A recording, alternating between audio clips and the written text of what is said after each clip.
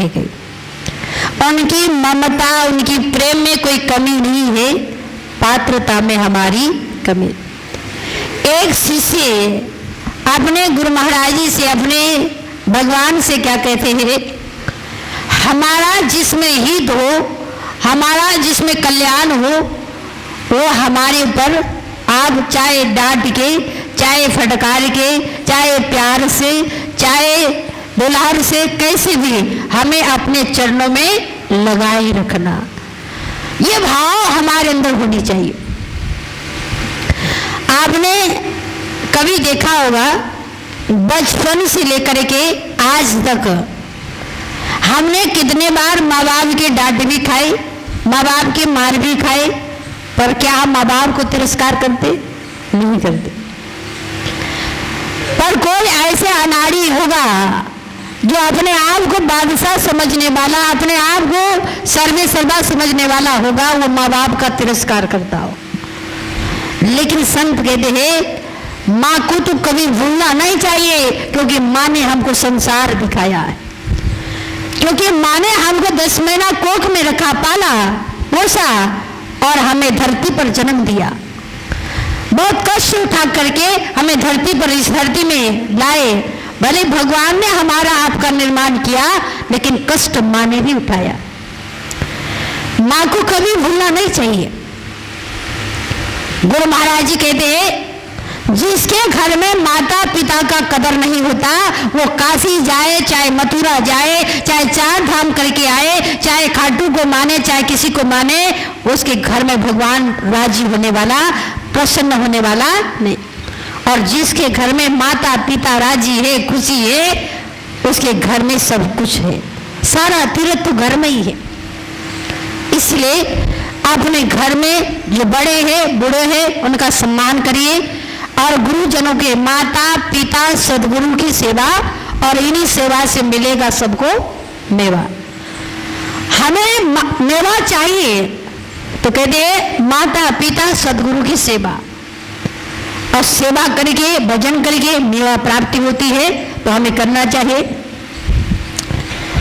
हम लोग जब छोटे थे, छोटे बोल के हम इतने बड़े होकर के भी दरबार में नहीं आए, छोटे ही समझ ले।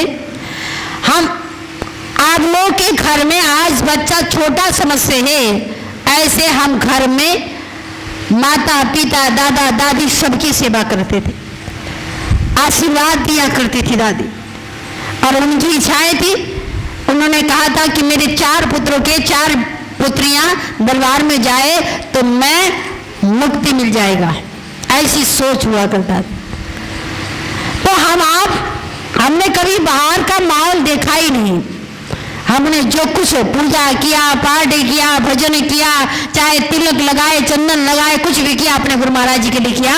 और सब कुछ कलयुग में देखा जाए तो जिसने नाम का दान दिया है, उससे बढ़कर कोई संसार में नहीं। इसलिए नाम का घट में दर्शाने वाला, घट में जलाने वाला, वो सबसे बड़ा होता।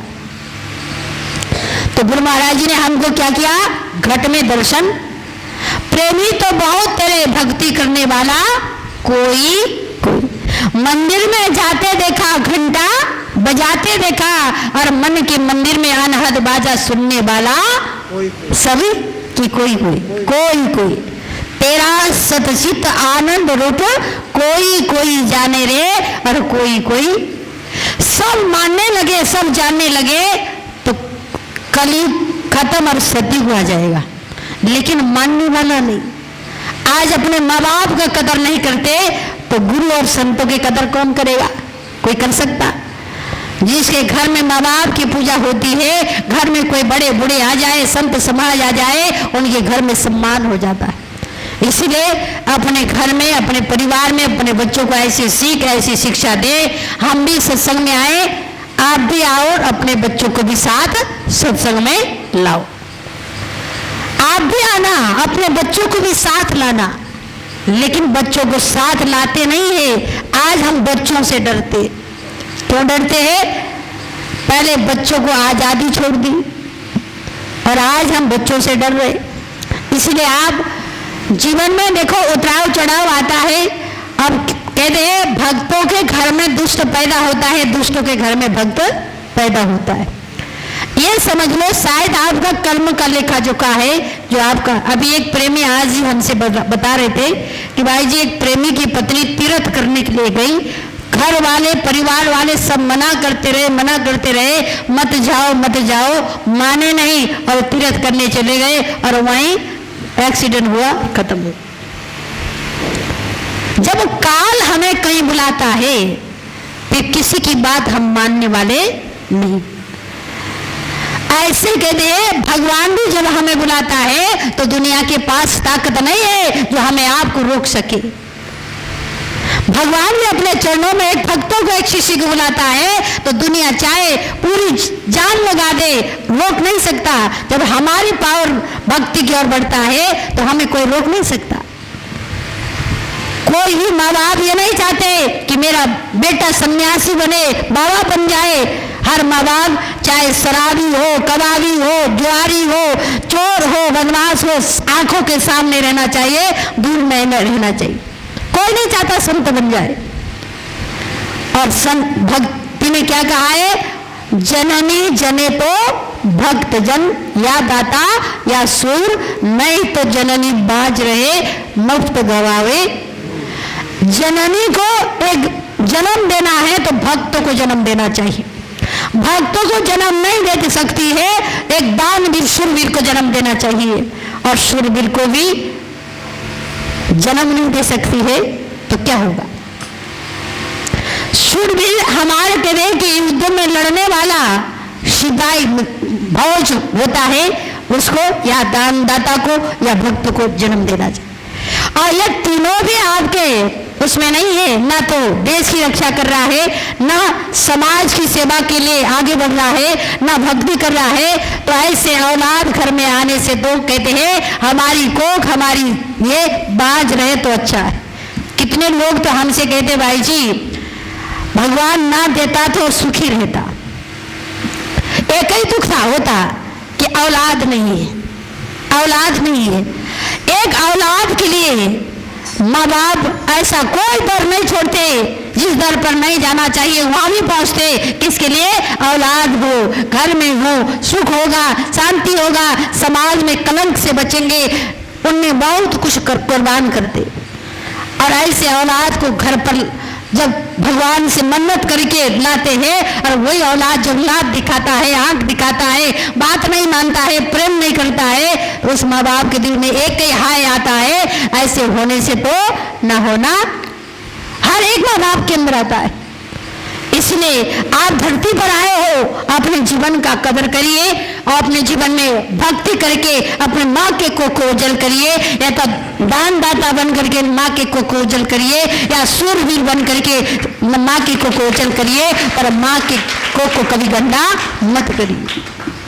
तो हमें क्या करना है, इसी चीज को सिखाने के लिए गुरु महाराज जी इस धरती पर आए हैं और हमें आपको रास्ता दिखा रहे हैं। अब रास्ते पर चलना नहीं चलना हमारा काम। जो रास्ते पर चलेगा धक्का से बच जाएगा। मैं तो कई बार सुनाती हूँ, कई बार लोग टोल टैक्स देने के बजाय देना ना पड़े, नीचे सर्विस लाइन से या दूसरे रोड से रास्ता नापते, इसलिए का टोल टैक्स 250 है, 300 है, 200 है, कहीं 150 है, कैसे दे, बचाने के लिए। अब रोड तो भगवान सरकार ने बढ़िया बनाई और टोल टैक्स देना ना पड़े उसके लिए रास्ता हमने दूसरा चुन लिया, तो रास्ते में गड्ढा होगी तो गड्ढा भी झेलना पड़ेगा। रास्ता हमने गलत चुना है तो सब सजाए भुगतना पड़ेगा। और रास्ता सही चलना चाहते हैं तो टैक्स भी भरना पड़ेगा, सब कुछ करना पड़ेगा। यदि दरबार से आप सही तरीके से अपने जीवन को चलाना चाहते हैं तो भजन भी करना पड़ेगा, सेवा भी करनी पड़ेगी, उनकी आज्ञा में भी चलना पड़ेगा, अपने मन मति छोड़ना पड़ेगा। तो आप सफर तय कर सकते हैं, मंजिल प्राप्त कर सकते हैं। यदि आपने ये नहीं किया, रास्ता आपने चेंज कर दिया, अरे आश्रम में जाएंगे सेवा करना पड़ेगा तो दूसरे संस्था में चले जाए, कहीं भी सत्संग सुनना है मोबाइल से सुन लिए तो धक्का प्लेट तो आपको ही खाना पड़ेगा, उसका जाना तो आपको भरना पड़ेगा। आपने पढ़ाई की है तो आप ये न सोचे हम गुरु महाराज जी ने इतना महान ज्ञान दिया है, थोड़ी बहुत सेवा करके हमारे गुरु महाराज जी प्रसन्न होते हैं, तो सेवा से कभी दिल को चुराना नहीं चाहिए। थोड़ी बहुत सेवा करके गुरु जी प्रसन्न होते हैं तो सेवा करते रहनी चाहिए। पान फूल जैसा आपके पास सामर्थ्य है, सेवा करते हुए अपना जीवन को महान बनाना चाहिए, तभी हम अपने जीवन में सफलता हासिल कर सकते हैं। समय तो आगे बढ़ ही रहा है, लेकिन हम गुरु महाराज जी से एक ही प्रार्थना करते हैं, हे गुरु महाराज, हम आपको तो कुछ दे नहीं सकते हैं, हमारा भी उम्र आपको लग जाए। हमने हमारा जीवन में जो कुछ हमको मिला, जो कुछ पाया, कह रहे जिसने मन दिया, जिसने दिल दिया, वो तेरा है, मेरा तो कुछ भी नहीं। ऐसा भाव रखे गुरु महाराज जी, सब कुछ आपका है, हम भी आपके हैं, सब कुछ आपका है, ये भाव रखते हुए अपना भाव को अर्पण करनी चाहिए। मैं तो कई बार कहती हूँ, एक परिवार में, रिश्तेदार में किसी का जन्मदिन होता है, हम क्या करते, बाकायदा गिफ्ट बना करके ले करके जाते हैं। किसके लिए? खास रिश्तेदार, जो अपने खून का रिश्तेदार होता है। और थोड़ी सी दूर है, उससे थोड़ी दूर है, जितनी दूरी होगी वैसा ही गिफ्ट होगा। हमारे गुरु महाराज जी उस संसार के रिश्तेदार से भी बड़ा है वो, क्योंकि हमारे हृदय के अंदर रहता है। आप जंगल में जाओ, खेत में जाओ, घर में रहो, बाजार में जाओ, बस में सफर करो, वो कभी आपसे अलग होता नहीं। इससे बड़ा रिश्तेदार तुम्हें दुनिया में कोई मिल नहीं सकता। ये सबसे बड़ा रिश्तेदार है, वो करीब के रिश्तेदार है। तो हम आपने गुरु महाराज जी के लिए क्या लाए हो? कुछ लाए? तो संत कहते हैं आप कुछ भी नहीं दे सकते हैं, आपके पास कुछ नहीं है, आप गुरु महाराज जी के लिए कुछ भी नहीं कर सकते हैं। तो गुरु महाराज जी कहते हैं जिसने मन दिया उसने सब कुछ दे दी। मन को दे दो, मन को चलाए, मन चंचल मन को अर्पण कर दो।